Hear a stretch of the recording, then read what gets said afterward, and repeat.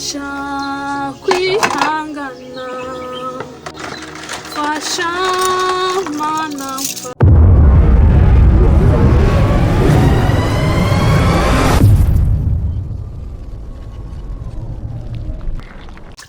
Wapfushije ndese? Ubuse warinze wirukana uriya musaza wanjye ujya ubona azabaho ute? Ngomba kumwirukana kuko ntabwo nkunda umwana udakora. Shama, ujya ubona uriya musaza wanjye adakora koko? Akora iki se? Nimba ubabaye uzagenda ujye kumushaka iyo yagiye umugarura. Ariko ababyeyi namwe sinzi ukuntu musigaye muteye pe.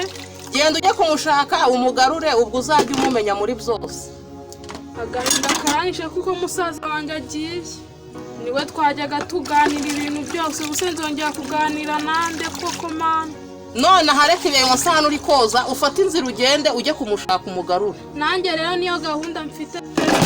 Hoshi fata inzira ugende ayo masana y'igenda yiyogereza.